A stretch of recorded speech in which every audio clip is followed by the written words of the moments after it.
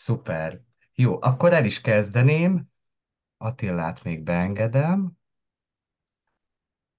és Dórát is beengedem. Szépen gyűlünk. Akkor őket még megvárjuk.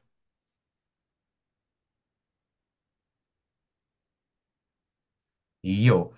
Hát sziasztok! Ahogy mondani szoktam, el nem múló, igaz, szeretettel köszöntelek benneteket, és nagyon-nagyon örülök, hogy vannak rajtam kívül még olyan kultúrával foglalkozó kollégák, akik szeretik a szakmájukat és szeretnének egy picit fejlődni. Ezért is találtam ki egyébként ezt a kulturális marketing márkát, ha úgy tetszik. Igazából kulturális marketing nem tudom, hogy olyan létezik egyáltalán, vagy egyáltalán föl kellett címkézni, de lényeg a lényeg, hogy hoztam nektek ma pár olyan fogást, amivel talán ti is tudtok majd amiből ti is tudtok majd profitálni, és tulajdonképpen egy picit be tudjátok robbantani a néző számotokat. Nekünk ez a B32-ben az elmúlt, hát egy évbe kb. Sikerült, és tulajdonképpen ezt a módszert, ezt az esettanulmányt hoztam el nektek mára. No, akkor el is indítanám a prezentációt. Share screen. Azt mondja, hogy egy pillanat. Ez kell nekem, hogy prezentáció.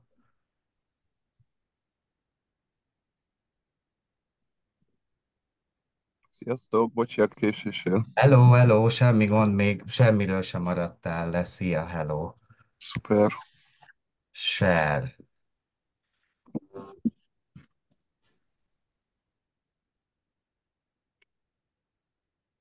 Most pedig kérdés, hogy látjátok a prezit, vagy tegyem teljes képernyőre? Jó így?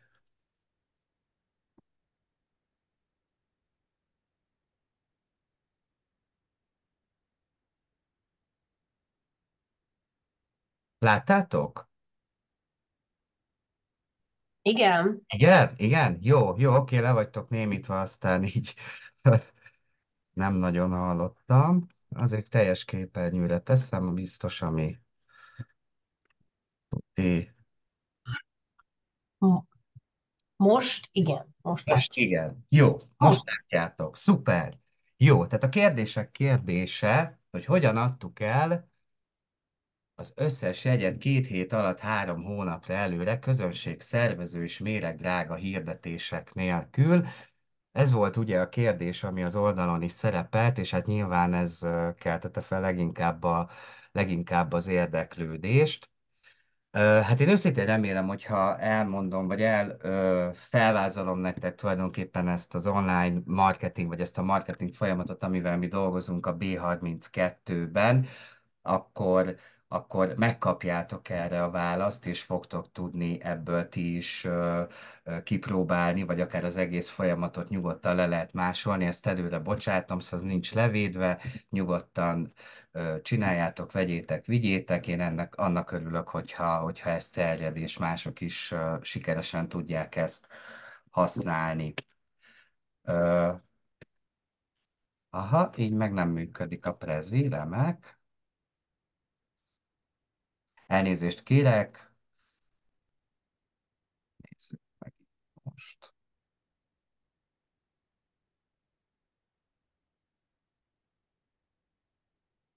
Így. Így egyébként látszódik, mert így tudok lépni a szlájdok között. Én abszolút látom, nekem így is teljesen jó. Jó, jó, szuper, akkor maradjunk ennél. Szóval az egyszerű válasz ugye az, hogy online marketinggel adtuk el 2 hét alatt, 3 hónapra előre az összes jegyet.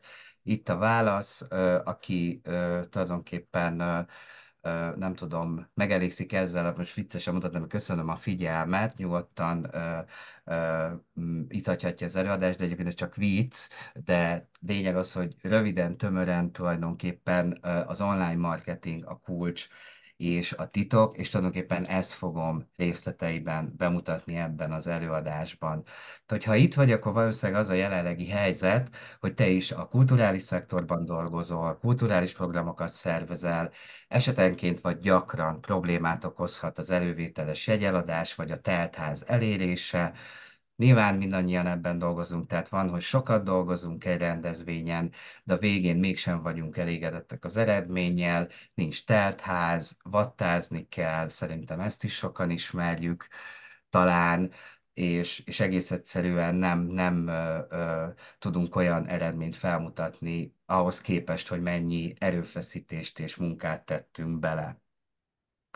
Sokan, én is sokáig azt hittem, és a B32-nél is mindig mondtuk, hogy de jó lenne alkalmazni egy közönség szervezőt, de az az igazság, hogy elég nehéz jó szakember találni, vagy mindig az volt, hogy hát majd, de nincs erre pénzünk, nincs erre keret, nem, a költségvetés nem tudja fedezni, úgyhogy majd egyszer lesz közönségszervező.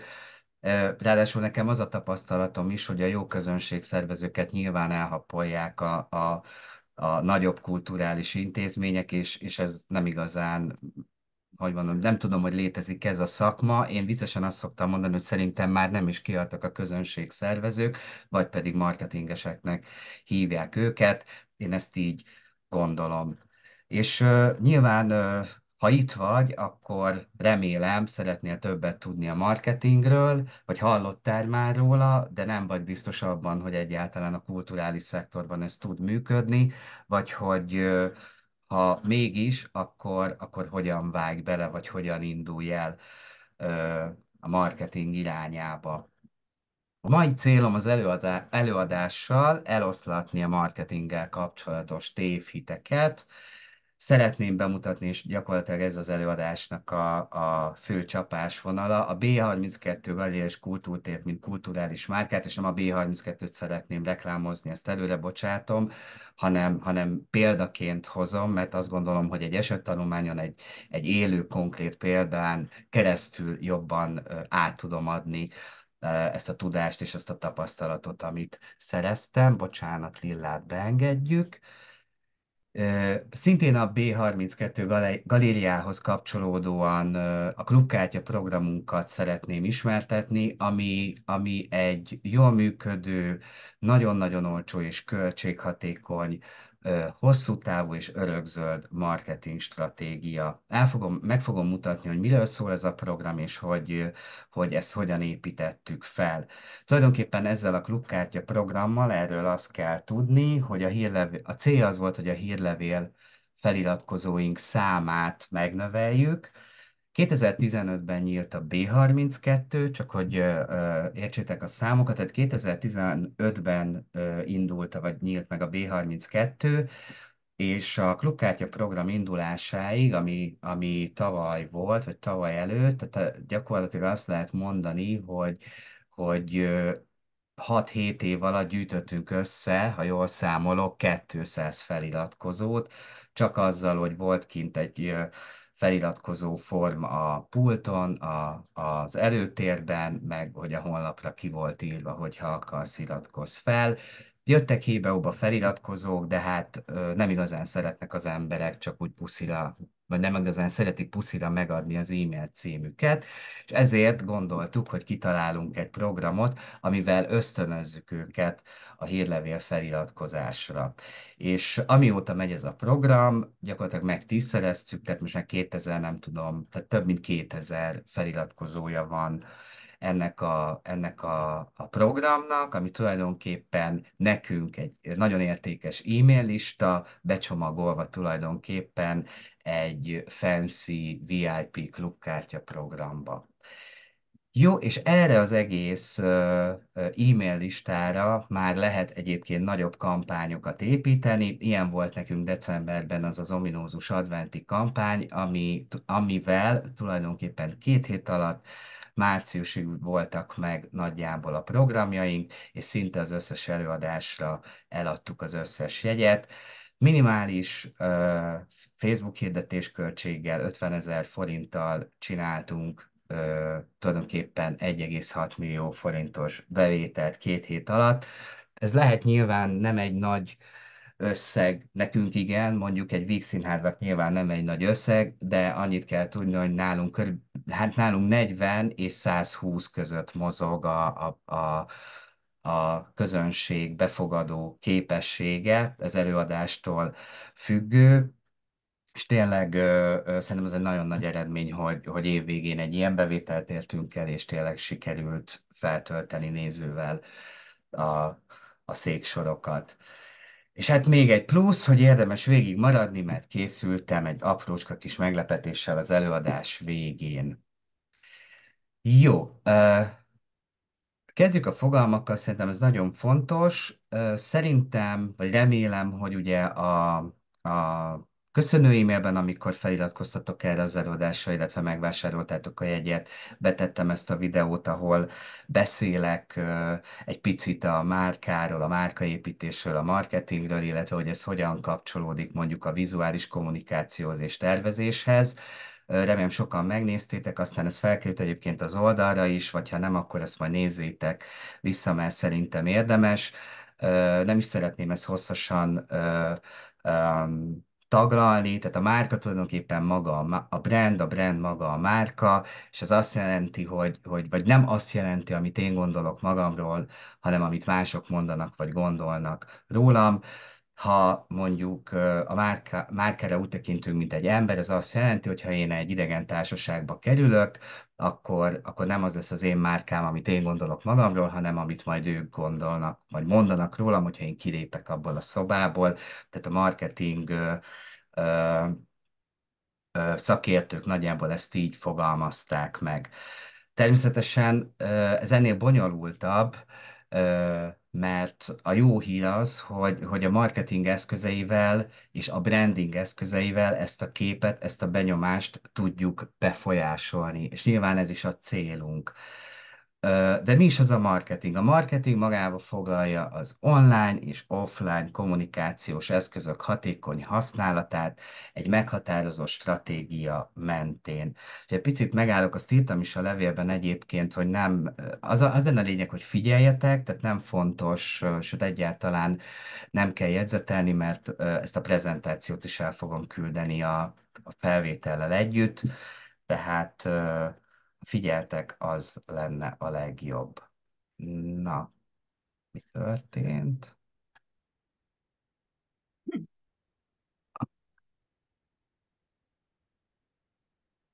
Ezt innen.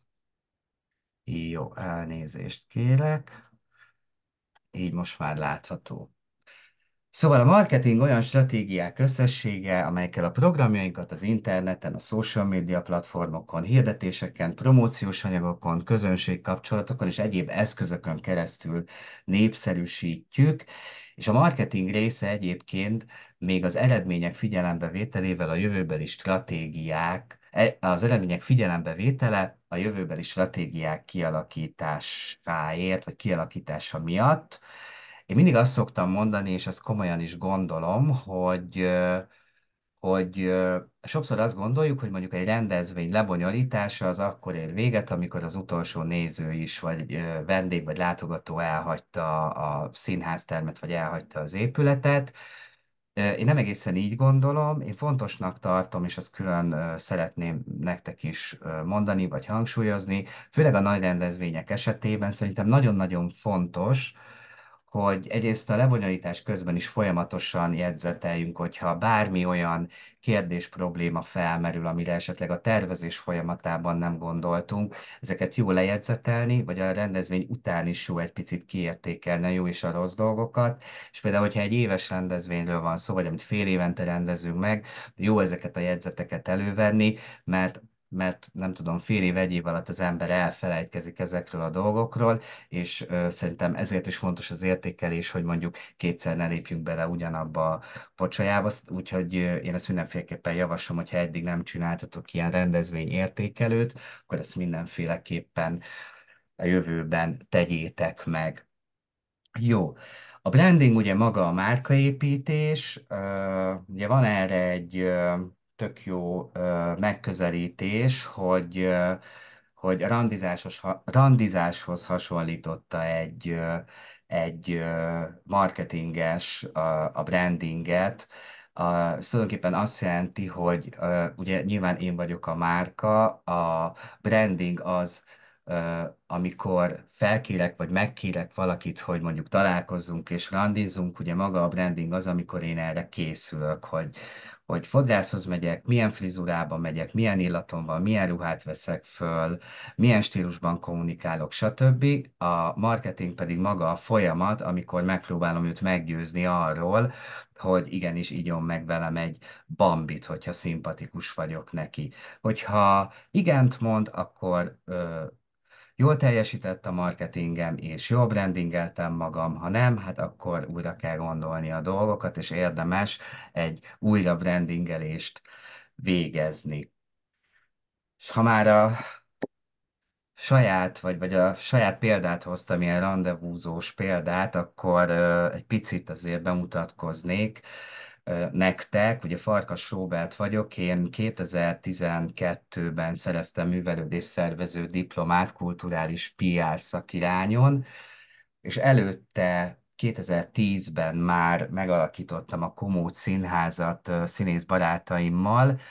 Ez 5 évig működött, 2015-ig Budapesten, Budán, a 12. kerületben, a Királyhágó úton. Azt lehet mondani, hogy tulajdonképpen ott, amit a suliban tanultam, vagy megtanultam elméletben, azt vittem át a gyakorlatba, de természetesen mondanom sem kell, hogy túl sok használható tudást nem szereztem meg gyakorlati tudást a főiskolán, így nagyon sok mindent autodidakta módon sajátítottam el. Tulajdonképpen mindennel foglalkoztam ebben a színházban, ami nem a színpadon történt. A, én voltam a közönségszervező, az online marketinges, a grafikus, a pénzügyes, minden az ég egyatt a világon. 5 év után, amikor ez megszűnt, mert az ingatlant eladták, ö, jött a felkérés, hogy akkor indult 2015-ben a B32 Galéria és Kultúrtér Új-Budán, a 11. kerületben. Ez egy önkormányzati intézmény, annyit kell tudni róla, rólunk. Biztos, hogy találkoztatok már ezzel a modellel, sőt lehet, hogy itt a 15. kerületben is ez így van. Ugye önkormányzat tartja fönt, illetve az önkormányzat tulajdonában van egy non-profit Kft., ami tulajdonképpen működteti a B32-t, mint művészeti és kulturális intézmény, illetve hozzánk tartoznak a kerület közösségi házai, és 2015-ben, amikor a B32 újra kinyitotta kapuit, ez már a 80-as évek óta létezett egyébként önkormányzati fenntartásban, csak akkor még Bartók 32 galériának hívták, és egy sokkal kisebb alapterületen működött.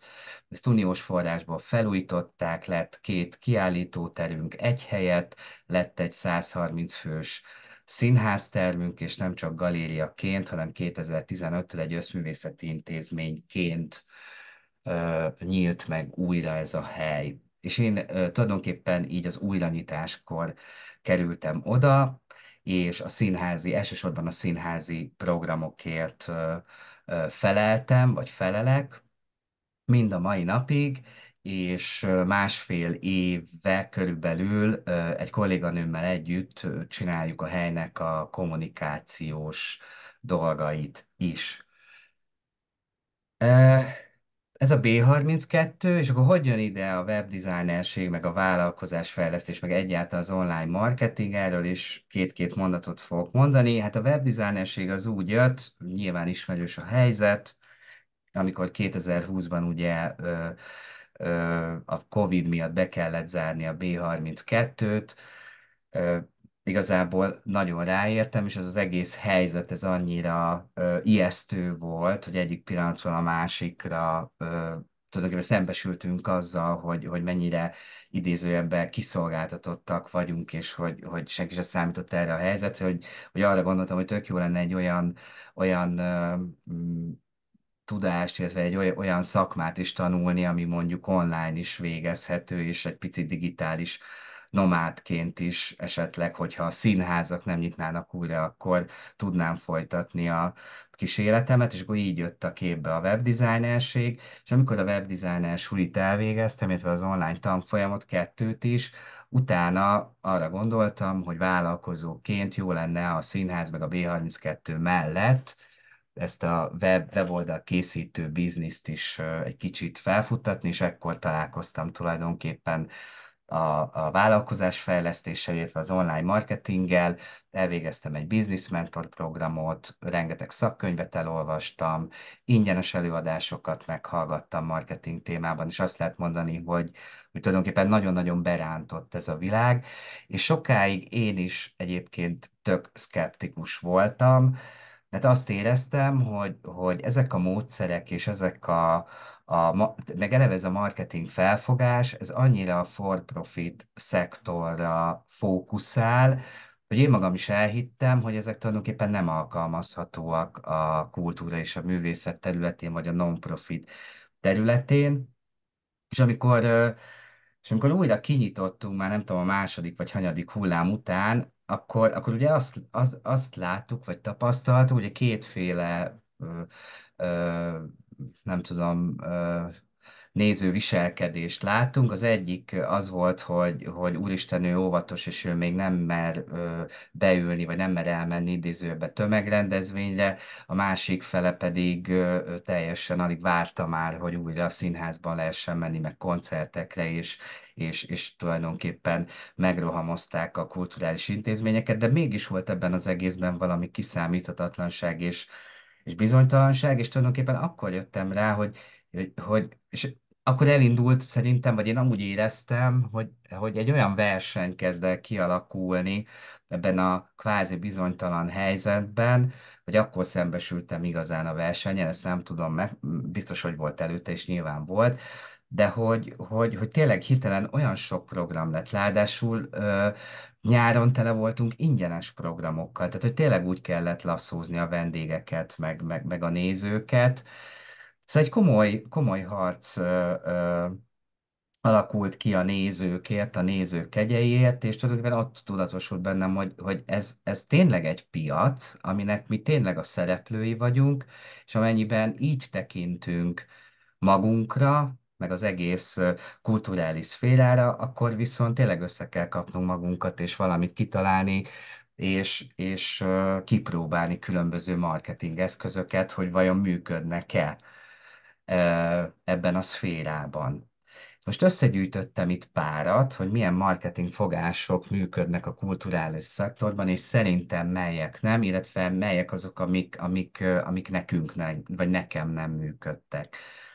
Tehát a marketing szakemberek tulajdonképpen mostanában ezeket a dolgokat pusolják nagyon, hogy a vállalkozóknak, vagy akik marketinggel szeretnének több vevőt vagy ügyfelet szerezni, azoknak fontos, hogy folyamatosan áramoltassanak ki a social médiában, tehát folyamatosan ö, posztoljanak, tehát hogy a jelenlét az nagyon fontos. Én ezzel egyetértek, de ö, mindenki annyit posztoljon, én azt gondolom, amennyi még épp hogy kényelmes és belefér, tehát hogy nem kell teljesen őrületbe jönni attól, hogy minden nap két posztot ki kell tenni, ha kell, hanem szerintem teljesen felesleges. Ami nagyon fontos, hogy legyen annak a posztnak megágyazva. Tehát ne csak arról szóljon, hogy holnap koncert, gyertek, itt vannak a jegyek, hanem nagyon fontos a történetmesélés, amit szintén mondanak a marketingesek. Tehát, hogy azért próbáljunk meg valami sztorit, vagy egy kis körítést is rittyenteni a posztunk köré. Szerintem ez nagyon-nagyon fontos, meg amit én mostanában tapasztalok, az az, hogy nem tudom, hogy ti mennyire használjátok, akár a Facebookon, akár az Instagramon a sztoriknak a sztori funkciót. Magam is azt tapasztalom egyébként, hogy én már nem nagyon görgetek, mert a jóisten se tudja, hogy például a Facebookon az algoritmus mi alapján dobálja fel nekem a tartalmakat.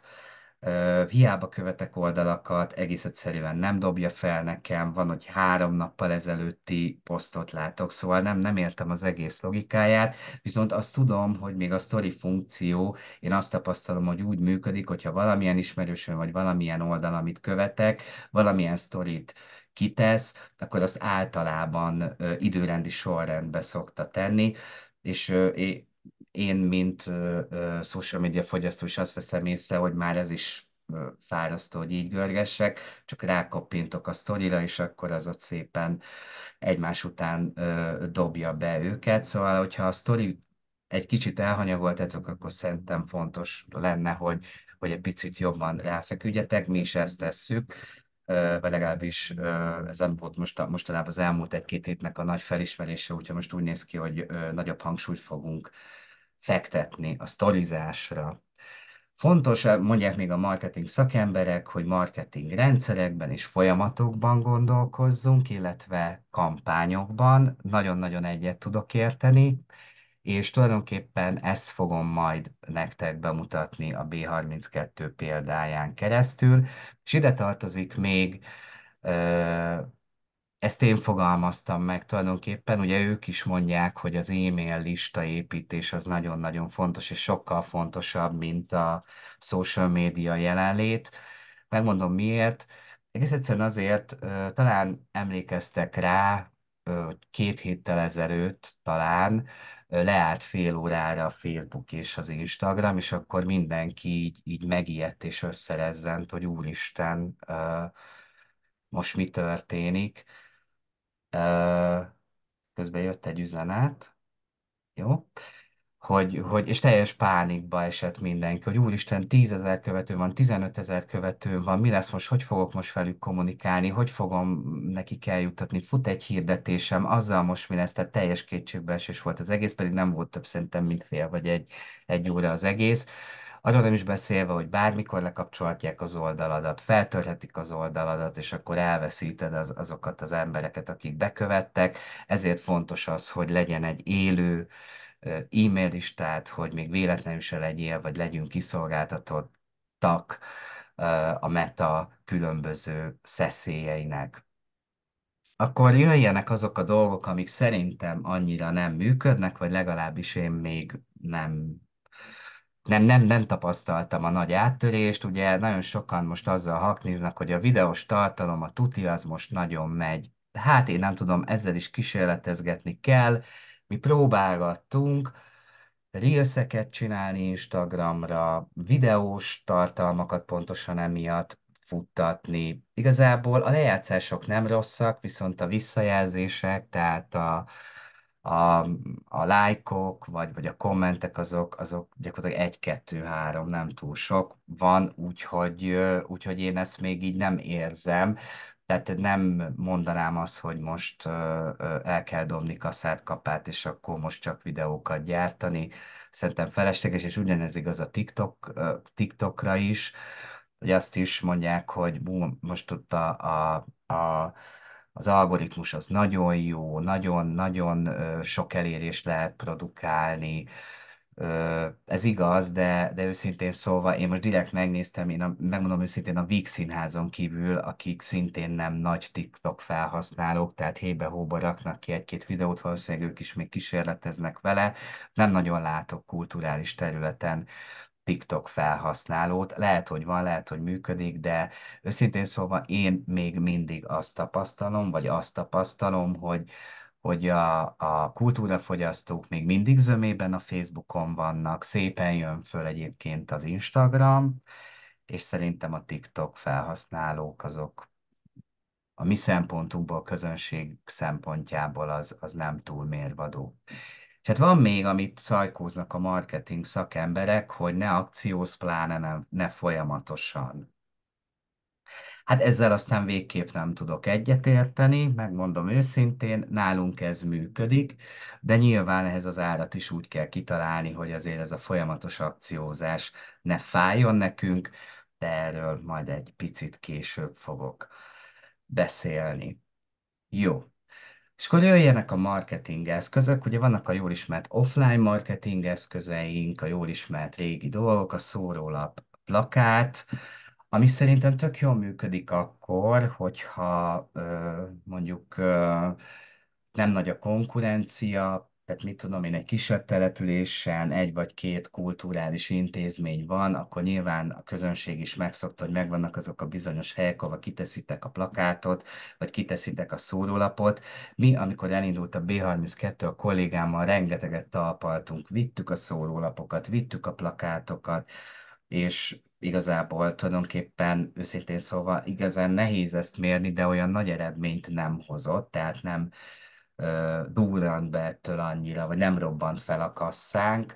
Ráadásul azt gondolom, hogy költséges is, és tényleg szerintem amennyit költ az ember nyomtatásra, vagy nyomtatási költségre, ha azt mondjuk egy Facebook hirdetésre költi, szerintem sokkal eredményesebb lesz, mint mondjuk plakátolni vagy szórólapozni. De ettől függetlenül nyilván meg lehet tartani, ha működik, működik, de nekünk ez annyira nem jött be itt Budapesten.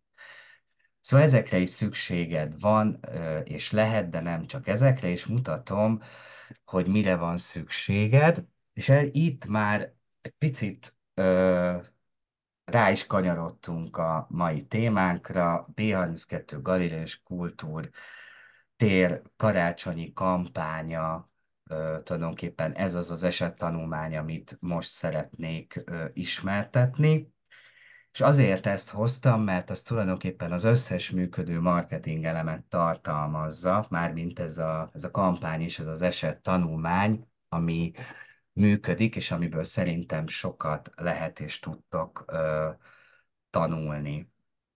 Akkor egy picit itt most megállnék, és hogyha esetleg az előzőekkel kapcsolatban van kérdése bárkinek is, nyugodtan tegye föl, nagyon szívesen válaszolok, és őszintén remélem, hogy bírjátok, és nem túl sok ez az információ cunami, amit most itt megpróbálok rátok zúdítani.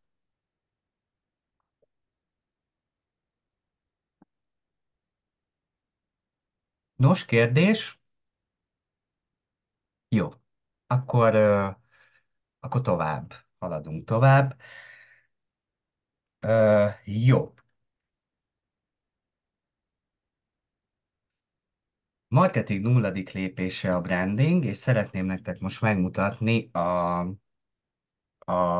B32 galériának a brand sprint eredményét.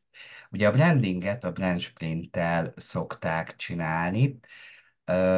Ami nagyon érdekes ezzel kapcsolatban, hogy amikor újra kinyitottunk a COVID után, és nem sokkal azután ugye felkértek, hogy legyek az egyik kommunikációs kolléga, akkor azt vettem észre, amivel eddig nem is nagyon foglalkoztam, hogy például ilyen apróságok nincsenek tisztázva, hogy a social media vagy a Facebookon, posztokban mi micsoda, nem tegeződünk, viszont amikor küldte a régi kommunikációs a hírlevelet, ott pedig magázódunk. És akkor jogos a kérdés, hogyha te átveszed ezt a pozíciót, hogy de hát, hogy most akkor mi magázódjunk, vagy tegeződjünk. És akkor elkezdtem így kérdezgetni a kollégákat, és hát nem kaptam egyértelmű választ. Mondom, jó, és még ezer egy ilyen dolog volt, és akkor azt gondoltam, vagy azt találtam ki, hogy tök jó lenne már így x év működés után, hogyha a kollégákkal, a programszervező kollégákkal leülnénk, és csinálnánk egy úgynevezett brand sprintet, és egy picit közelebb kerülnénk a tegezés, magázás megoldásához, és nyilván azért a brand sprint az ennél jóval több, de tényleg nagyon-nagyon fontos na gondolom, hogy akár új márkáról van szó, vagy új intézményről, akár pedig már egy működőről, meglévőről, érdemes ezeket a kérdéseket tisztázni, hogy egyáltalán mi a célja ennek az intézménynek. De ezt ugyanúgy el lehet végezni egy programnál is, hogy meg lehet különböző célokat határozni. Ingyenes program, regisztrálni kell. Az a cél, hogy minél többen regisztrálnak, mondjuk 200-an is begyűjtsünk 200 e-mail címet. Az a cél, hogy nullára kihozzuk a rendezvényt. társadalmi szerepvállalás a cél, mit tudom én. Tehát, hogy fontos szerintem, hogy legyen egy célunk, mert csak így tudjuk megállapítani utána, hogy most az a rendezvény, vagy mi magunk sikeresen működünk-e, vagy sem, vagy ez a rendezvény sikeres, vagy sem. Fontos az, hogy tisztában legyünk a tulajdonságunkkal. Egy kulturális márkának, egy intézménynek is vannak olyan tulajdonságai és személyisége, amit tulajdonképpen közvetíteni szeretne, és azért fontos ezeket tisztázni, mert itt is igaz a mondás, hogy a hasonló hasonlónak örül. Tehát, hogyha én tisztában vagyok az értékeimmel, hogy milyen értékeket szeretnék közvetíteni, akkor nyilván olyan emberekkel fogok tudni kapcsolódni, illetve olyan emberek fognak tudni akár a rendezvényeimhez, akár magához az intézményhez, de mondhatnék színtársulatot is, mondhatnék zenekart is, bármit. Tehát, hogy fontos az, hogy határozottan tudjuk azt, hogy milyen értékeink vannak, milyen tulajdonságaink és milyen személyiség típusba tartozunk, és ugyanúgy fontos meghatározni a célközönségünket is, mert hogyha tudjuk, hogy ki a célközönségünk, akkor tulajdonképpen könnyű dolgunk lesz a kommunikációval is.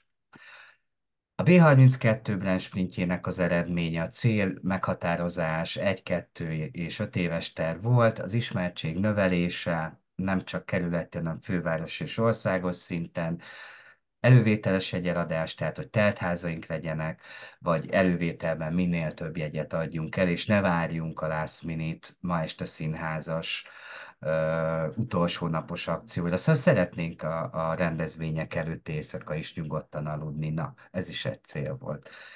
Social media követőszám növelését írtuk fel akkor.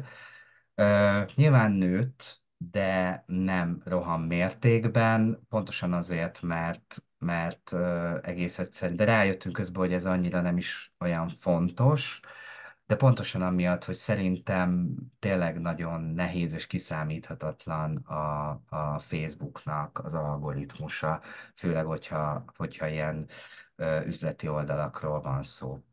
És hát az utolsó cél az volt, hogy építsük a közösségünket online hírlevél listával, és tulajdonképpen ez sikerült tökéletesen megugrani, amit már említettem azzal, hogy 200-on indultunk, nem tudom, alig egy év alatt lett 1000, nem tudom hány száz, és most pedig elhagytuk a 2000-et, úgyhogy ez nagyon szépen működik. Egyébként ezek a feladatok, ezt csak így zárójelben mondom, benne lesznek a munkafüzetben, amit szintén meg fogtok kapni még ma este a felvétellel, a könyvvel együtt és az előadás felvételével együtt. Például ezt az oldalt, ezt onnan vettem ki. Szóval akár rendezvényről van szó, még egyszer hangsúlyozom, akár pedig, ha úgy érzitek, hogy szükségetek van arra, hogy a saját intézményeteket, vagy kulturális márkátokat egy picit jobban megismerjétek, akkor szerintem tökre érdemes megcsinálni ezeket a feladatokat. Szóval itt van egy csomó érték, és ebből kellett nekünk ugye kiválasztani, önállóan dolgoztunk, hármat vagy négyet, hát igazából hármat kellett volna, de azt hiszem, hogy döntetlen született, ha jól emlékszem, és végül is ebben maradtunk közösen, hogy akkor az értékeink valának, sokoldalú, művészi, nyitott és őszinte. Akkor következő fontos dolog a célközönség. Ugye most mi ebben maradtunk, hogy igazából a 18 és 45 éves korosztály az igazi célközönségünk, de azért egy picit az idősebbekre is nyitottak vagyunk, tehát hogy azért nem zárkozunk el, de egyébként mondjuk egy Facebookon kell hirdetni, akkor általában 18-45, ez programfüggő, vagy pedig 20-22-től 45 éves korig szoktuk ezt megtenni. Hát már én ebben nem esek bele, júniusig még beleesem, aztán már nem, de nagyjából egyébként 49-50-ig el szoktunk menni, de ez az a korosztály, amit mi megállapodtunk. De egyébként a célközönség meghatározása az ennél részletesebb is lehet, és több is. Én azt javaslom, vagy azt szoktam javasolni, hogy érdemes egyébként csinálni, mint a krimikben, ilyen profilt az illetőről. Még akár el is lehet nevezni. Ö, a neme, a neve, nem tudom, családi állapota, hova jár szórakozni, mit olvas, mit használ, Facebookot, Instagramot, van-e gyereke, nincs gyereke, milyen körülmények között él, hol él, mi a munkája, mi a hobbija, stb. És akkor egy gyönyörű szépen ki lehet alakítani egy ideális ügyfélprofilt, és ez azért is tök jó egyébként, mert amikor például social media posztokat írtok, vagy írjátok a hírlevelet, akkor egész egyszerűen el kell képzelni ezt az illetőt, és úgy kell megírni ezeket a tartalmakat, mint hogyha csak és kizárólag neki címeznétek. Akkor van még illetve még két feladat. Ö, Van ez a minőség spektrum, ugye itt van 5 skála, két egy-egy szélsőséges fogalommal, ö, és tulajdonképpen ezeken a skálákon kell ö, meghatározni, vagy kellett meghatároznunk, hogy a B32 az hol helyezkedik el. És az is egyébként nagyon tanulságos volt, mindjárt mondom, hogy miért. Ugye ezen most remekül látszik, hogy inkább, ha az elit és a tucat skálát nézzük, akkor mi egy ilyen hármas, inkább az elit felé húzunk, barátságosak vagyunk, és, és ez volt nagyon érdekes, hogy mi évekig azt úgy definiáltuk magunkat, hogy mi egy progresszív hely vagyunk. És tulajdonképpen itt ezen a Brand Sprinten beszéltük azt meg és át, hogy mi egyáltalán nem vagyunk progresszívek. Tehát az, hogy kortárs művészetek vagy művészekkel dolgozunk, attól még nem leszünk progresszívek. Ö, És tulajdonképpen abban maradtunk, hogy amit évekig használtunk bemutatkozáskor ezt a jelzőt, ezt egyszer és mindenkorra elfelejtjük, tehát ezért is látszódik az, vagy itt jött ki igazából a harmadik és a negyedik ö, skálában, hogy jó, nyilván innovatívabb felé húzunk meg a lázadó felé, de azért közel sem vagyunk ilyen szélsőségesen nagy megújító, vagy tényleg a progresszív lázadó kulturális intézmény. Hát a játékosság az meg szerintem abszolút illik ránk. Szóval ez is nagyon tanulságos volt. És akkor van még egy utolsó feladat, egyébként van még sokkal több, de szerintem ezek a legfontosabbak. Ugye vannak ezek a jungi személyiség típusok, 12-t állapított meg Carl Jung, ezeket most nem fogom felolvasni. Ezek abban segítenek tulajdonképpen nekünk, hogy meg tudjuk határozni a személyiségünket, és ez is fontos lehet a kulturális márkánknak, a hangnemének a megtalálásában. Nálunk az alkotó, a bohóc és a szerető, ez a három az, ami versenyben maradt a 12-ből. Én itt belinkeltem egyébként, van egy nagyon jó leírás a brandguide.hu oldalon ezekről a személyiségtípusokról, ott meg lehet nézni, vagy meg tudjátok nézni.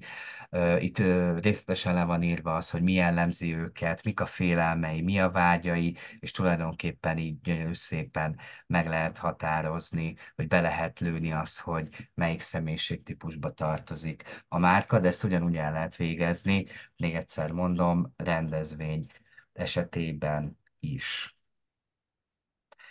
És akkor tulajdonképpen miután végigcsináltuk a feladatokat, ezek az eredmények jöttek ki, illetve utána elkezdtünk ötletelni és beszélgetni erről az egészről, és ez a jegyzet maradt fönt erről a kis workshopról, amit már említettem, a progresszív jelzőt kerüljük, ki is töröljük a szótárunkból, nagyon azt hangoztattuk, ez a másik volt, hogy mi egy közösségi tér vagyunk. Hát közösségi tér vagyunk a lótúról. Tehát, hogy ez nagyon menő, mindenki szeret közösségi tér lenni, Nyilván van wifi-nk, nyilvános, be lehet jönni, van két asztalunk, négy székkel, hát hagy ne legyünk már közösségi tér, ráadásul ö, maga a fogadópult, az munkaállomás és a kollégák őszintén szólva meg tudnak bolondulni attól, hogyha nagy zsizsgés van az előtérben, meg képtelenség dolgozni, szóval ezt is elvetettük, és akkor, ha már közösségről van szó, akkor tényleg online építsük a közösséget, ne pedig azt próbáljuk meg elhitetni magunkkal és az emberekkel, hogy ide bármikor bejöhetsz, leülhetsz egy kávéra, megírhatsz egy e-mailt, várunk szeretettel. Nem is volt ilyen, de nem is nagyon működött. Pedig ezt kommunikáltuk sűrűn. És akkor nyilván maradtunk ilyen alapvető dolgokban, hogy egységes arculat használat a weboldalon, és illetve a belső építészetben. Ugye előbb meg az átalakulás miatt a belső építészeti terv, és tulajdonképpen azokat az elemeket, színeket használtuk, a kreatív anyagainkat is.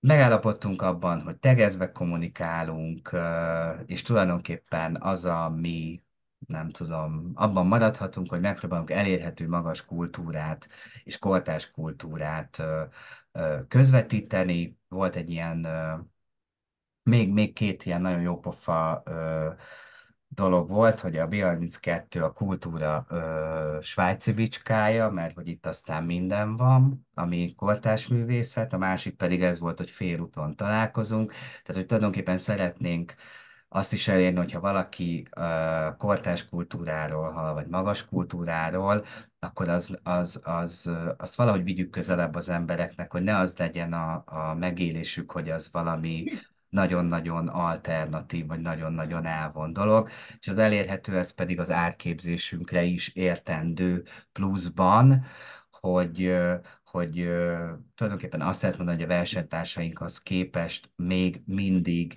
egy picit olcsóbb jegyekkel dolgozunk, ami szintén fontos. Akkor ugye a következő megállapítás volt az online közösségépítés, ez a klubkártya feliratkozás, amikor egyébként ezt pont egy évvel ezelőtt készítettem ezt a beszámolót, akkor 1100 feliratkozónk volt, ez most már átlépte a 2000-et. Ez a klubkártya program egyébként arról szól, hogy állandó 15%-os kedvezményt biztosítunk jegyvásárláskor bárkinek, aki erre feliratkozik online. Tehát gyakorlatilag, ha megadod az e-mail címedet, akkor állandó 15% kedvezménnyel tudsz a kuponkódoddal jegyet váltani az előadásainkra, és ezt imádják. Magában az ajánlatban ingyenes színházi főpróbák is vannak, illetve hirdetünk még időszakos akciókat csak klubtagoknak. És tulajdonképpen ennyi az ígéret, semmi több, vagy ennyi az ajánlat, de azt gondolom, hogy ez már van annyira szimpatikus az embereknek, hogy ezért már tényleg tök szívesen adják meg az e-mail címüket, és egyébként meg, ami nagyon jó, hogy nem az történik, hogy bezsebeli a 15%-ot, megveszi egyet, utána leiratkozik. Nyilván van ilyen is, de nem mérvadó, vagy nem jelentős. Itt még egy pár dolog van, csatlakozunk kerületi fesztiválokhoz, a sajtókapcsolatokra jobban odafigyelünk, a tehetséggondozásra, mint branding eszközre, illetve fontos a társadalmi szerepvállalás oly módon, inkább ebben szeretnénk alternatívak lenni, hogy szociálisan érzékeny témákat dolgozunk fel a színházi előadásokban, illetve, bocsánat, van egy kis kutyám, aki köhög, lehet, hogy azt halljátok a háttérben. Igen, szóval, hogy az intézményekhez köthető ismert művészeket szeretnénk majd használni, ugyanis nagyon-nagyon nehéz, és egyébként ezért is nehéz a célközönség meghatározás, és azért is inkább mondom azt, főleg, hogyha hasonló intézményben dolgoztok, hogy inkább a rendezvényeknél érdemesebb ezt jobban meghatározni, mert teljesen más a közönsége egy akusztikus könnyűzenei koncertnek, teljesen más a közönsége mondjuk egy nézőművészeti Kft-s darabnak, illetve azt nem mondom, hogy teljesen más, de nagyon ritka az, amikor ez a két közönség találkozik, az pedig végképp ö, tapasztalom, hogy például a képzőművészeti kiállításoknak, vagy az iparművészeti kiállításoknak és vásároknak a közönsége az meg már megint egy másik történet. És emiatt a kommunikáció is nagyon nehéz, például a social médiában is, mert annyira másfajta programokat kínálunk, nyilván van benne közös, hogy kortárs, meg igényes, meg magas, már amennyire magas, de teljesen más közönséget kell megszólítani, és hát ugye dolgozunk mi ott, de hát mi közel sem vagyunk olyan érdekesek, mint ezek a művészek, akiket itt felsoroltam, tehát hogy nyilván őket is érdemes használni, akár kampányokhoz, akár pedig rájuk építeni jobban a közösségi média kommunikációt. Jó. Hosszú távú stratégia a közösségépítés e-mail listával. Ezt fogom most akkor szemléltetni egy picit részletesebben. Magát az ajánlatot azt már tulajdonképpen ismertettem nektek, hogy miről is van szó. Tehát tulajdonképpen arról van szó, hogy mi az e-mail feliratkozást becsomagoltuk egy ilyen VIP programba, amihez tartozik egy ajánlat, amivel mi is jól járunk, és tulajdonképpen a nézőink is jól járnak. Ez ugye nem más, mint amit már említettem, hogyha megadja az e-mail címét, akkor elképesztő akciókat kap, kedvezményesen tud jegyet vásárolni, és részt tud venni különböző exkluzív eseményeken is, mint például a premier előtti főpróba, ami egyébként mindig problémát okozott előzőleg, hogy voltak erre igények, például szerintem a Gabi is, aki itt részt vesz az előadáson, szerintem emlékszik rá, hogy például ö, tök jó lenne hívni embereket, igen ám, de kiket. Na most már ez a probléma megoldódott. Most már egyébként elég csak kiküldeni, hogy 3 nap múlva főpróba, és tulajdonképpen nem hazudok, 1 óra alatt beszokott állni. Annyira imádják. Jó. Tehát ugye miért jó egyébként az, hogy állandó 15% kedvezményt adunk? Hát neki azért jó, mert spórol, nekünk meg azért jó, mert ezzel a minimális kedvezménnyel tudjuk fokozni a jegyeladást. Miért jó az, hogy ingyen adunk akár egy főpróbát is, és nem pedig pénzért? Nyilván, hogy ezzel is exkluzívabbnak tűnik az ajánlat, ami maga a klubtagság. Ez azért jó nekünk, meg neki is. Nekünk meg ugye azért is jó, mert pillanatok alatt tudunk tesztközönséget szervezni, és ami tök jó, hogy általában azért ezt ilyen 30 kötőjel, maximum 50 főben szoktuk maximalizálni, és sokkal, de sokkal többen szoktak jelentkezni. Azért is jó ez, mert akik eljönnek, és ha jó az előadás, akkor mindig a visszajelző e-mailbe bele szoktam írni azt, hogy egyébként szeretettel várjuk őket, de nincs de, és amennyiben tetszett az előadás, akkor kérjük, hogy vigyék a hírét, tehát már gyakorlatilag van 30 kötőjel 50 beszélő fejünk, hogyha tetszett az előadás, akkor hírét is viszik neki, ami szerintem egy szuper dolog.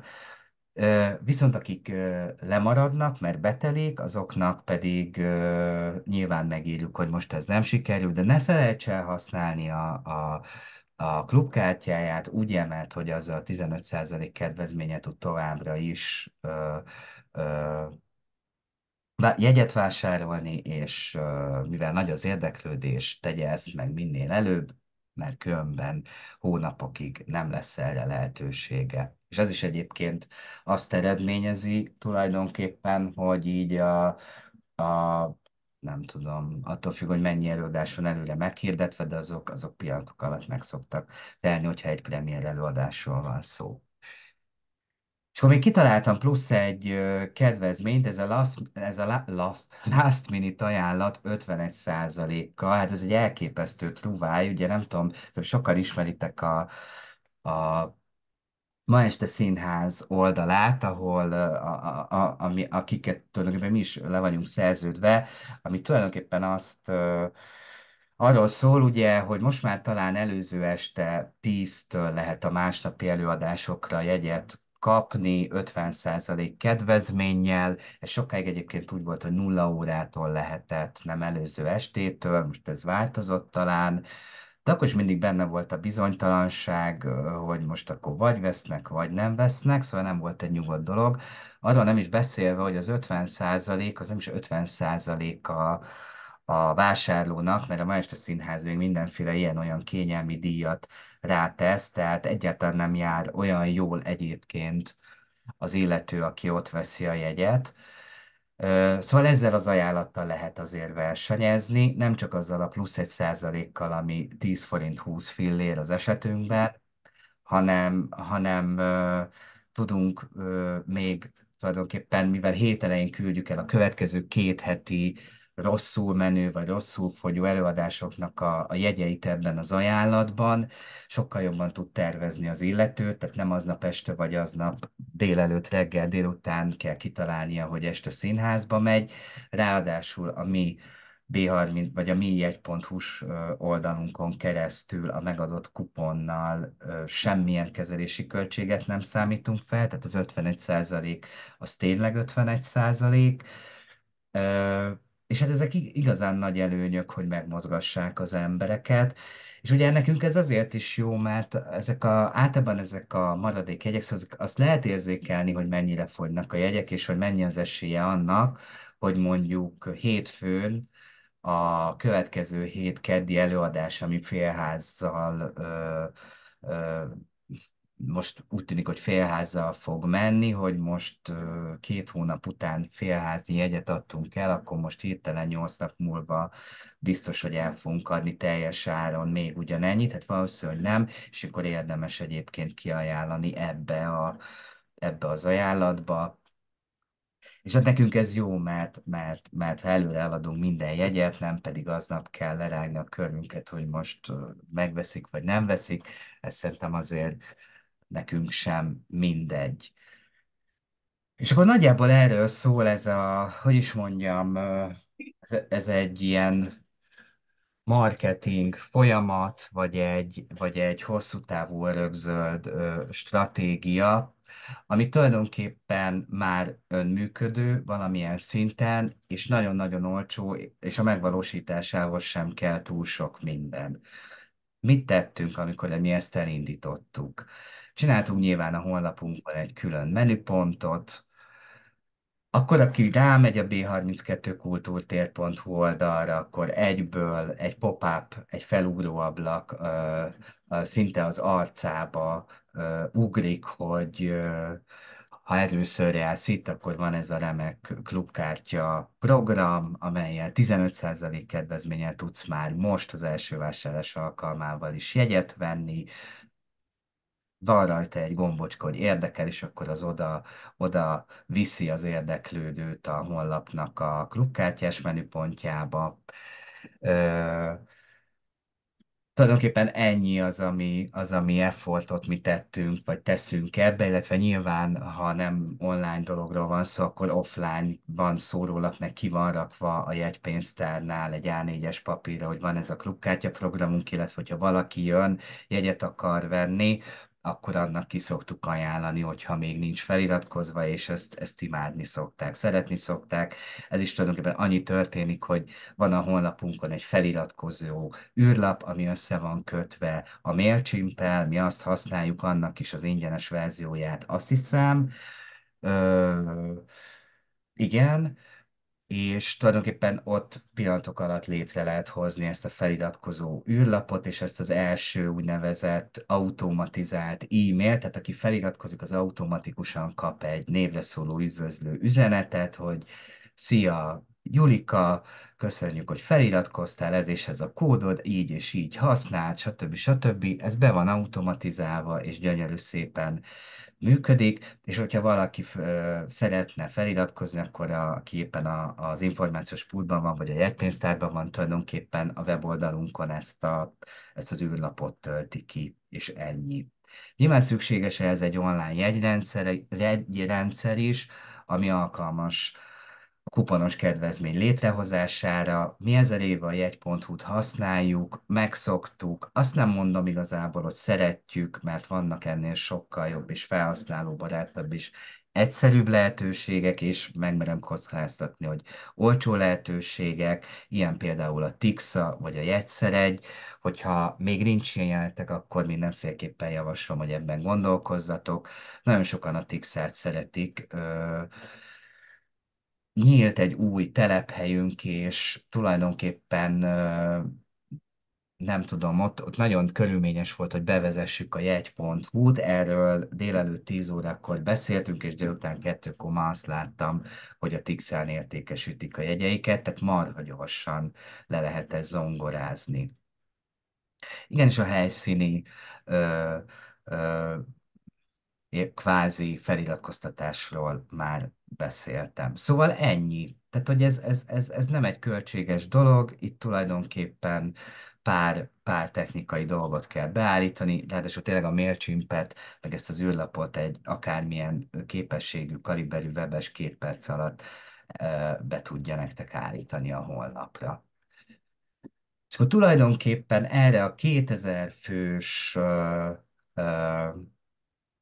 listára találtuk ki és építettük ki azt az ominózus karácsonyi kampányt, ami ugye nagyjából arról szólt, hogy szintén volt egy adventi kuponkód, amit kreáltunk, és itt is kedvezményeket adtunk, na de nem csak úgy össze-vissza, hanem ezt bizonyos feltételekhez kötöttük. A feltétel az nem volt más, minél több jegyet veszel, annál nagyobb százalékban biztosítunk kedvezményt. 2 egyvásárlás esetén 20%-ot, 3-4 egyvásárlás esetén 25%-ot, 5-6 jegyvásárlás esetén 30%-ot, a felett pedig 40%-ot adtunk. És tulajdonképpen ennyi volt az ajánlat. Az akció az december 6 és 24-e között futott, 3 darab e-mailt küldtem ki ez idő alatt. Nyilván 6-án az elsőben ismertettem az akciót. Körülbelül a 10. napon küldtem egy emlékeztetőt, és körülbelül 48 órával az akció vége előtt pedig egy udvarias, úgymond last minute figyelmeztetést, hogy már csak 2 napod van, 2 napig van lehetőséged igénybe venni ezt a kedvezményt. Ez volt ugye az egyik lába a kampánynak, amit ugye kvázi lehet mondani, hogy a meleg közönségre húztunk fel, és akkor ugyanezt a kampányt, vagy ugyanezt az akciót elsütöttük az úgynevezett hideg közönségnek is. Facebookon hirdettük meg az ajánlatot, körülbelül 50 000 forintot költöttünk rá. Ebben az volt tulajdonképpen a nagyon jó, hogy vagy azon kívül, hogy jegyet vettek, hogy még több e-mail címet szereztünk, mert úgy volt kitalálva az egész, vagy úgy volt kommunikálva, hogy most van ez az akció, amit klubkártyások vehetnek igénybe, és hogyha a klubkártya tag szeretnél lenni, szeretnél ezzel az akcióval élni, akkor meg kell adnod a nevedet, e-mail címedet, és már meg is kapod a kódot, amivel vásárolni tudsz. Tehát így is szerintem beszereztünk jó pár e-mail címet, tehát ezzel is nőtt ez a lista. Szóval összefoglalva, hogy ezzel a kampánnyal minimális 50 000 forintos költéssel 1,6 milliós bevételre tettünk szert, és szereztünk sok új klubtagot is. És hát igen, ugye itt a sok marketinges úgy véli, hogy az akciózás nem működik, hát tessék, most bebizonyosodott, hogy igen, és akkor teszem fel én is jogosan a kérdést, hogy akkor vajon miért olyan népszerű a Black Friday, hogyha nem működik az akciózás. Jó az eseti, tehát hogy nem folyamatos, de működik, mert az emberek igenis szeretnek spórolni.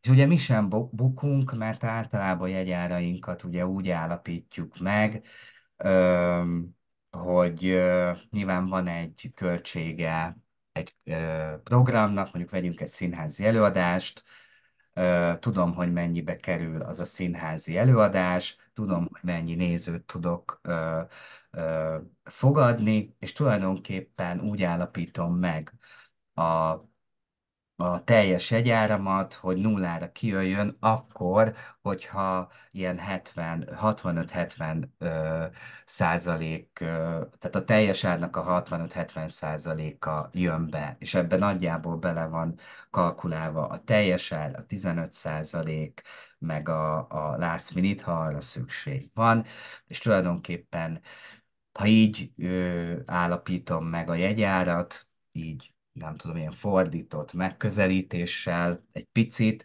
akkor tulajdonképpen nullára, és sok esetben pluszosra is ki lehet hozni azt a bizonyos előadást. Szabad-e kérdezni, Szabad, igen. Legalábbis hogy szinte egyet. ezekben a akciózott programokban csak és kifejezetten színházi és esti színházi előadásokról volt szó, ami felnőtt közönségnek való, vagy mint ugye közművelődési intézmény, ti is van ebbe gyerekelőadás, délelőtti, hétköznap délelőtti, hétvégi délelőtti, vagy akár olyan program, ami ilyen előadásszerű, mint egy egészség, életmód, aminek nyilván más az árazása Mhm, is. Tehát nem mindegy, hogy egy mhm. színházi 1000 fontos jegyéből adsz kedvezményt, vagy egy belépés 1000 forintot fizet egy életmód tanácsadó előadásáért. Tehát, hogy mennyire képzeljem el ezt vegyesen, ezt a leakciózott csomagot, ami mondjuk 2 hétre előre kimegy egy hírlevélbe. Az 51%-ra gondolsz most, ugye?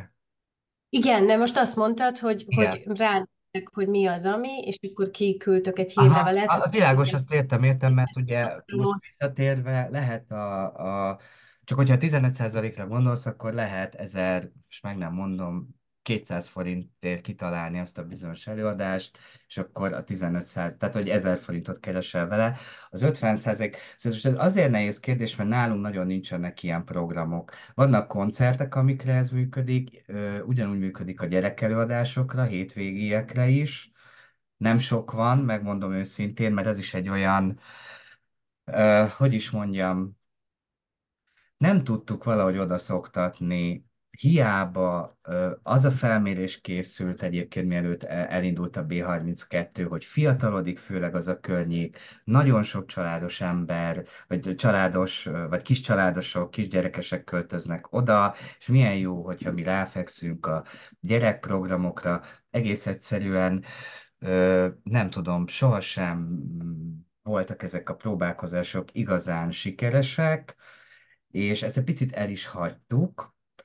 Ez az egyik dolog, ez most nem annyira válasz a kérdésedre, csak érdekességképpen mondom el, hogy viszont például hozzánk tartozik a gazdagréti, az őrmezei közösség, ez mit tudom én, amik tényleg lokálisan ott szolgálják ki a közönséget, a nézőket, ott meg dugig vannak ezek a programok, mi pedig központilag vagy területileg olyan helyen vagyunk, ahol aki akar, úgy tűnik, hogy elmegy, nem tudom, a Pagonyba, a Kolibribe, vagy nem tudom, szóval így, vagy még valahogy nem találtuk meg hozzájuk az utat zárva bezárva, de hogy ami programok vannak, meg általában ez úgy van, hogy nem mindenre szoktuk ezt ellőni. Én a színházra egyébként mindig,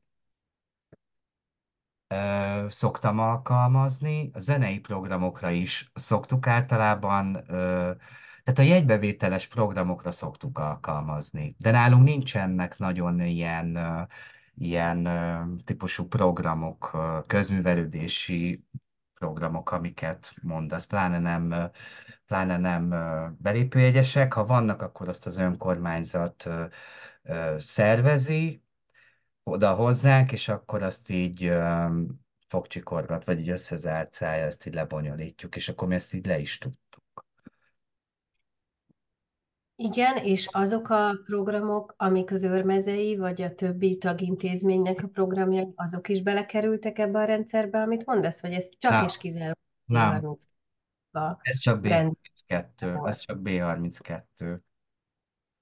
Csak mert így most nekem ez ilyen víztisztább olyan szempontból, hogy valójában az esti koncertélmények és színházi előadások vannak a fókuszban, aminek a közönségét kiépítettétek, és mondjuk az én esetemben, ahonnan én jövök, ott Mhm. egy szélesebb kört kell megfogni, és lehet, hogy ezt a rendszert arra a szegmensre lehet ráhúzni, ami tényleg a felnőtt esti programokra Mhm. vonatkozik, vagy egy vegyesebb struktúrában, ahol van délelőtt az időseknek valami, hétvégén délelőtt a gyerekeknek valami, tök más célközönséget kell megfogni, és nem biztos, hogy akkor vagy minden szegmensre külön kell felépíteni ugyanezt a rendszert, és csinálni egy sárga klubkártyát a gyerekprogramokra, egy piros klubkártyát a 60 év felettieknek, és akkor ennek a köztes rétegnek egy zöldet, amit te mondasz, ahogy a És más következnek. most ugye dolgoztam is közösségi házba, de most amiket mondasz, vagy kérdezel, ezek ilyen állandó tanfolyam jellegű dolgok, ugye arra gondolsz most? Hát tanfolyam jellegű, meg előadás jellegű dolgok, igen. Tehát, hogy a Mhm. gyerekeknek van éves foglalkozás, az időseknek van különböző előadások Mhm. egészségi dolgokról, meg nem tudom, internetes, tehát ilyen számítástechnikai bevezető tanfolyamok az időseknek. Tehát ez nyilván nem ugyanaz a célközönsége, mint egy esti koncertnek. Mhm. Próbáltam, csak azért kérdeztem rá, hogy vajon nálatok is, hiszen ez is egy közösségi ház, hogy van-e ilyen vegyes felvágott ebben a Hát igen is, rendszerben. meg nem is, csak nem tudom, mert nem azt mondom, hogy teljes képzavar, de nekünk azt szokták mondani, hogy mi kulturális intézmény vagyunk, míg a többiek közművelődésiek. És akkor Igen, na valahogy akkor azt ez van nálunk és igen, ott vannak ezek a programok, de én azt is gondolnám, hogy itt most tényleg az a kérdés, hogy ugye milyen struktúrában működik. Tehát most ez azt jelenti, hogy van egy oktató, és nem tudom, kibéreli x ezer forintért a helyet egy órára, és mondjuk ti csak segítetek olyan szempontból, hogy kommunikáljátok, hogy gyertek meg, hogy stb. Tehát érted, tehát, hogy de ő szedi be, tehát az övé a bevétel, ő csak fizet, akkor nyilván ez nehezebb, mert amúgy nem gondolnám, hogy ördögtől való kiépíteni az, hogy aki benne van ebben a klubban, akár erre is kaphat, nem kell 15%-ot, 10% kedvezményt. uh-huh. Vannak azért ugye hasonló programok, gondolom akkor, hogy több program szól, mit tudom én, 60 pluszosoknak, több program szól a családosoknak, hogy akkor arra kialakítani, hogy akkor... Tehát, hogy szerintem ez működhet, itt igazából mondom, az lehet még a kérdéses, hogyha tulajdonképpen ti idézőjelben csak a helyszínt adjátok, de sok esetben gondolom azért sejtem, hogy ha nem jönnek annyian, azért tőletek is várják ugyanúgy a csodát, vagy hogy tegyetek bele effortot, hogy De jöjjenek. most ez Mert mindegy, ez... tényleg csak arra vonatkozott a kérdésem, hogy az, amiről te beszélsz, ez mennyire Aha, közművelődés funkciója egy egyébként, ahogy elmondtad, közművelődési intézménynek, de ezzel nekem minden megmagyaráztál, hogy ti egy kulturális bázisa vagytok ennek a rendszernek, és a többiek végzik a közművelődési igen, de hogy tevékenységet. amit az előbb mondtam, hogy ettől függetlenül, és szerintem azt kell kitalálni, hogy ha nem is ezt így egy az egybe lemásolni, hogy milyen olyan, hogy mondjam, ajánlatot lehet összeállítani, ismerve mondjuk azt, hogy kik járnak oda, vagy hogy kiket akartok megszólítani, akár az is lehet, hogy például a Gazdagléti Közösségi Házban van valami hasonló klubkártya, ami szintén kedvezményeket ad, csak mögöttük szerintem nincsen automatizáció, stb. Nem tudom, hogy ott ez mennyire működik, de hogy szerintem lehet. Figyelj, én abba se hittem, hogy kell, hogy legyen plastikkártya, mert az emberek megőrülnek a plastikkártyára. A plastikkártya, ami jár ezzel a klubkártya programhoz, semmit nem tud, csak egy kártya. Maximum annyit, hogy nem kell a kóddal foglalkoznia, hanem bemutatja személyesen akar vásárolni. Ö, De mégis azt gondolom, hogy szerintem ki lehet találni, hogy akár 10%. És akkor azt mondták a kassaiak, hogy nekik az nem jó, mert Gabikám, le tudod magad diákok halkítani? alapján egy más Nem is. ilyen kódszámot kell Te tudod fölírni, és használni. arra Aha, hát hivatkozással, hogy amit átküldtem neked veszem. anyagot, ebbe benne van. Na, elhallgattattam. Mm. Szóval nem hittél a plastikkártyában, de mégis a plastikkártya, mint ilyen szimbólum működik, és szeretik, hogy Mindenre. Igen, és hogy jöttem a kártyáért, mondom, ez tök szuper, odaadom, de hogy egyébként nem tud semmit, és olyan boldogan teszi el a tárcájába, mint hogyha nem tudom, tudna valami más. Pedig ugyanannyit tud, mint az e-mail, meg maga a kód, és milyen korosztály. veszi el a kártyát? Nyilván az idősebbek. Jó, Legalább egy e-mailre fel tud iratkozni. tök jó. Jó, szóval mehetünk tovább, nem akartak nagyon megakasztani. Nem nagyon igazából, már nagyjából így a végére is értük, és amúgy is egy ilyen Q&A session vagyis hát egy kérdez-felelek session akartam, és ez tök jó, hogy szóba került, mert ugye, csak mondanom az, hogy ezt is le lehet másolni, meg szerintem itt tulajdonképpen tényleg az a lényeg, hogy tudom, hogy hülyén hangzik, vagy egyszerűen hangzik, hogy egy e-mail lista megléte az fontos. És szerintem erre nagyon sok mindent lehet építeni, tök jó tűzoltásra, tök jó nagyobb akciókra, szóval tökéletesen működik, de hogy maguktól nem fognak feliratkozni, és egyszerűen lehet összeállítani. Ezt nyilván ti tudjátok, hogy működtök, vagy hogy mi fér bele, mi nem fér bele. Én mutattam most erre egy példát, hogy mi mit találtunk ki, és azt tudom mondani, hogy ezt az emberek szeretik és működik, de szerintem spórolni ugyanúgy szeretnek, mondjuk, ha el akarnak menni egy jóga órára, vagy hogyha nem tudom, nyelvtanfolyamra, vagy balettre beiratni a gyereket. Szerintem ez ugyanúgy tud működni, meg ki kell próbálni. Én mondom, nálunk nincs ilyen program, nem próbáltam még, pont. De szerintem működhet. Érdemes tenni egy próbát, mert igazából nem költséges, és hosszú távon meg tényleg megéri. Nekem ez a tapasztalatom. Jó. Jó, és akkor itt egy összefoglaló, hogy ugye ezekre a marketing eszközökre lesz, vagy van szükséged.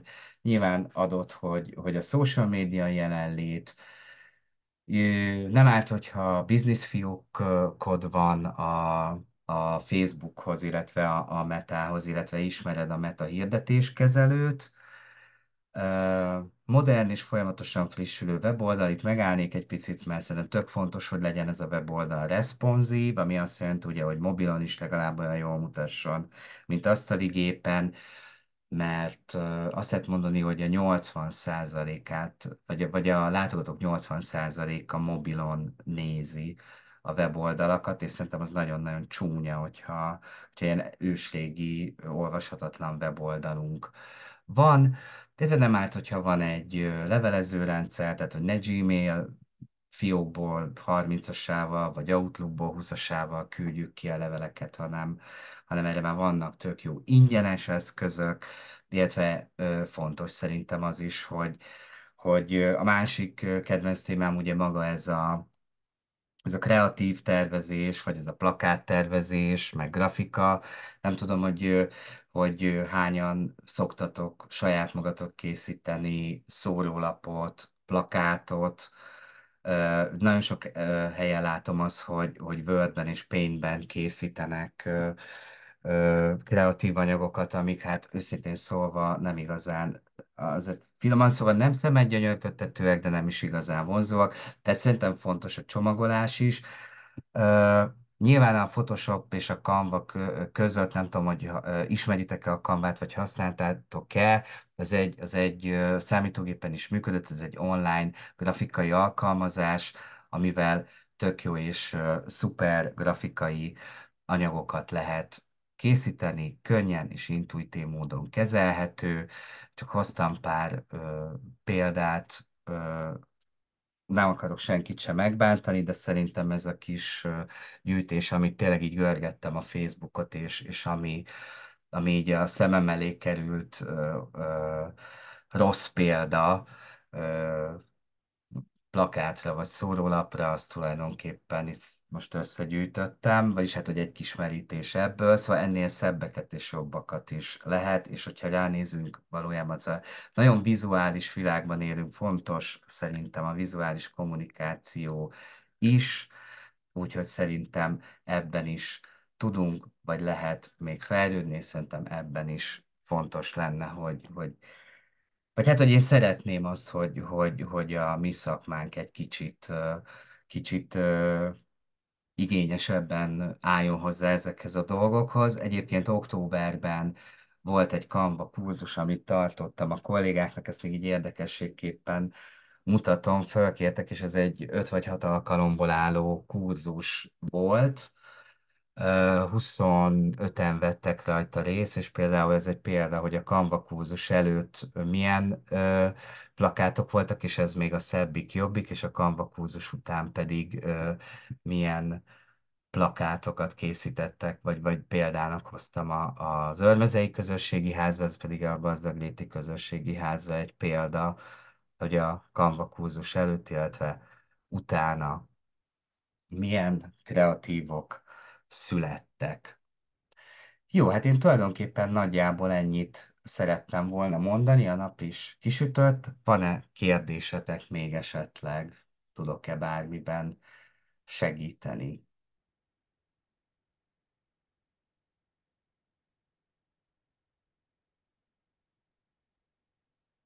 Én szeretnék egyet kérdezni, Igen. hogy például, ha lakásszínházat akarna az ember csinálni, az ugye egy Igen? sokkal kisebb volumenű dolog, hogy ott, oké, ez a klub tagság Hm?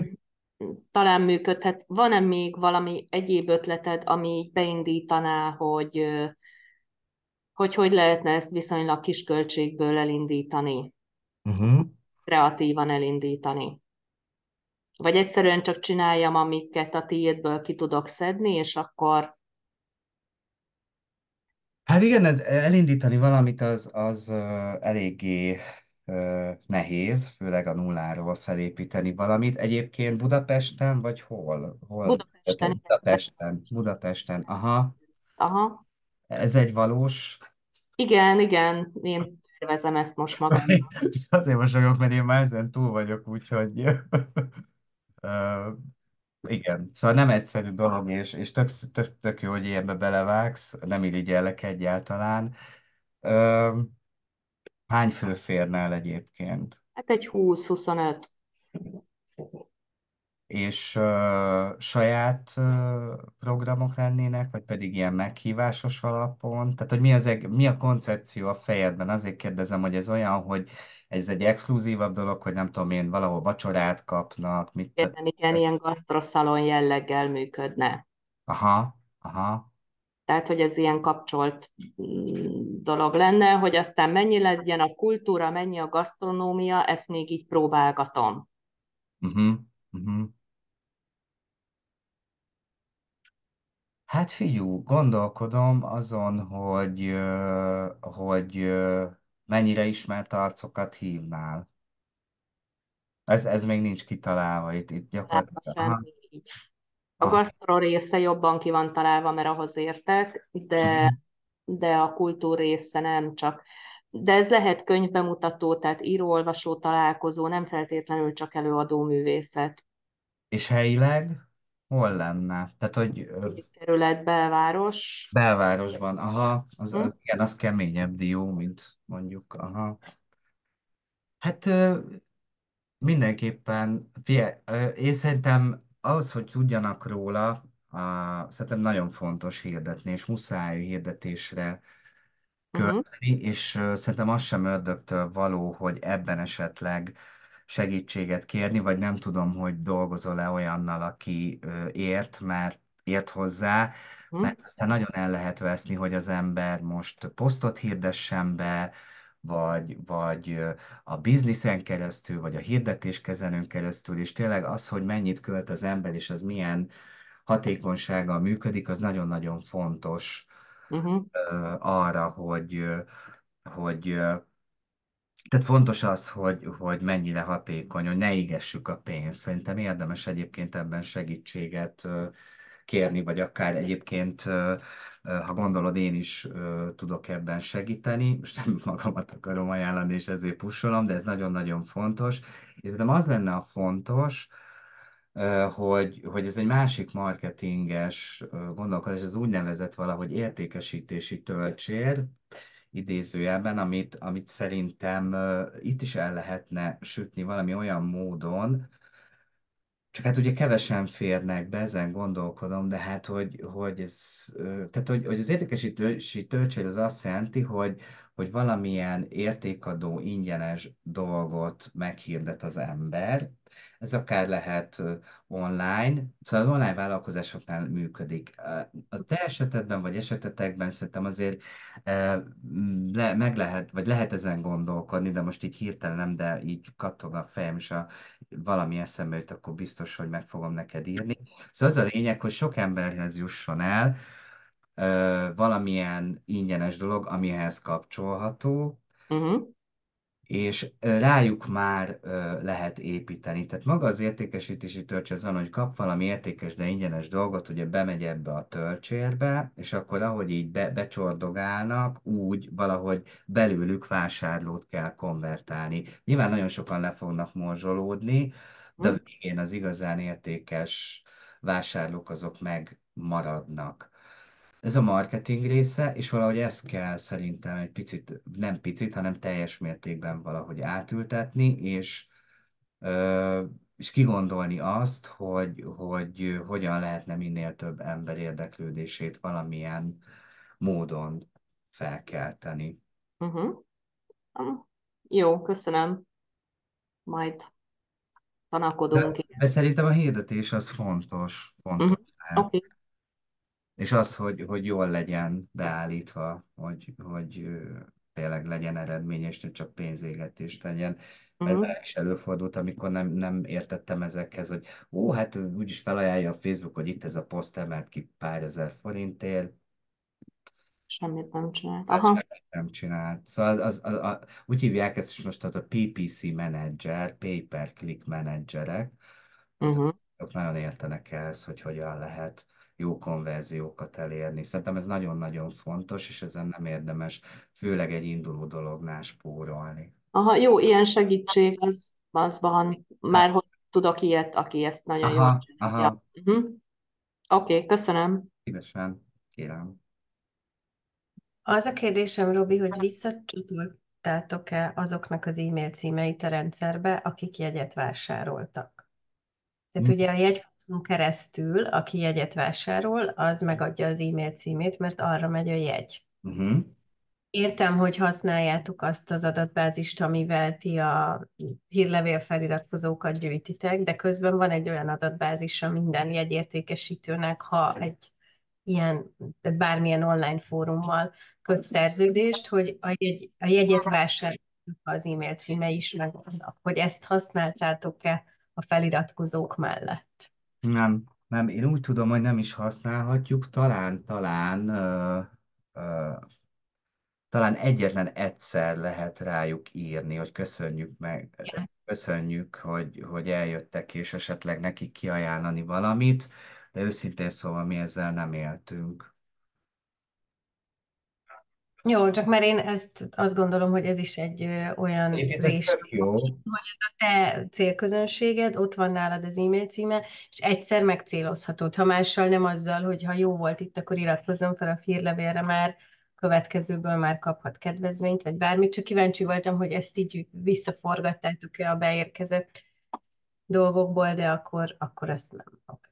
Igen, meg még az előző kérdéshez kapcsolódva, mert most így jönnek így a gondolatok, meg a te kérdésed ből indultam ki, vagy a válaszodból, hogy ugye mondtam ezt az értékesítési töltset, és ez is pont olyan, hogy mondtad, Anna, hogy már valaki bejött, eljött, jegyet vett, akkor az tök jó, mert ott van, és akkor akár egyszer rá lehet írni, és mit tudom én, megköszönni, meg kiajánlani ezt a lehetőséget, és ez egyébként egy tök jó ötlet.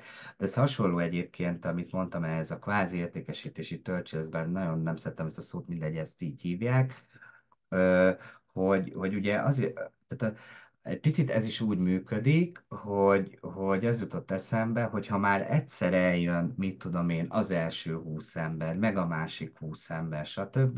Tehát volt nekünk egy olyan akciónk is, hogy ki volt plakát, hogy a mai jegyeddel, akkor nem tudom én, 10% kedvezménnyel tudsz vásárolni a többi programunkra. És így is eladtunk jó pár jegyet. Tehát, hogy talán tehát, hogy igen, tehát így lépcsőről lépcsőre, hogy ha már ott van, ha már egyszer odajött, akkor valahogy ott tartani, vagy pedig konvertálni belőle visszatérő vásárlót. Szerintem ez lehet még esetleg az indulásnál is a titok, hogy lehet, hogy nem kell 500 meg 1000 ember, hanem hogyha van egy, mit tudom én, 200 fős közönség, akik, de gondolom nem repertoár dolgok lesznek, feltételezem, ahogy így elmesélted, hanem hogy azért változatos programok lesznek, szóval ott is valamilyen zárt körül, vagy valahogy ezt így kidomborítani, hogy ez egy exkluzív dolog, le vagy halkítva, nem hallak. Bocsánat, igen. Igen, nekem is ez a tervem, hogy ez ilyen intim és exkluzív legyen, tehát hogy ide ne lehessen csak úgy bekerülni, tehát Mhm. eljönni előadásra. Tehát ide kéne fölfejleszteni a dolgot, hogy ez inkább ilyen, igen, exkluzív.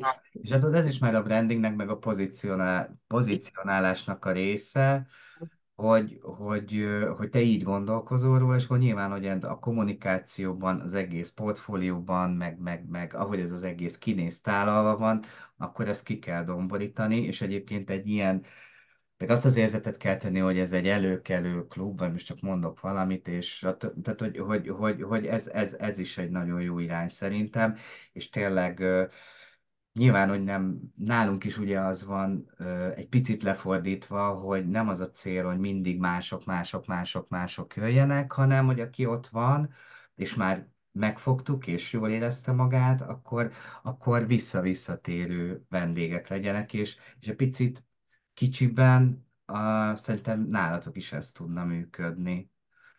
Vagy ő hozza a barátait, mert akkor tudnak együtt szórakozni, akár egy borvacsora este, mert ilyen terveim is vannak. Mhm.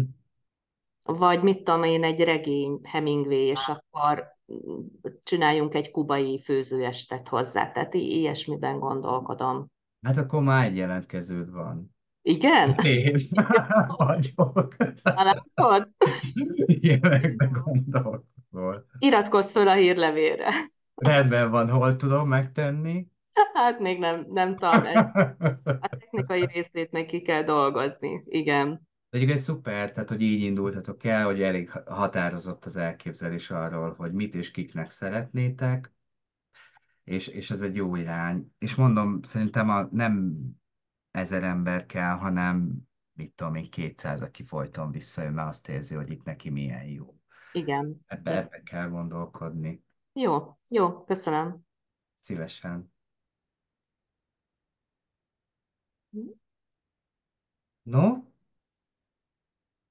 hát hogyha nincs kérdés, egyébként, hogyha közben van, nyugodtan írjatok e-mailt, válaszolok rá természetesen, és nagyon-nagyon örülök, hogy eljöttetek, küldöm a felvételt, ahogy megígértem, küldöm a munkafüzetet, küldöm az e-bookot, mindent küldök még ma este, ha minden igaz.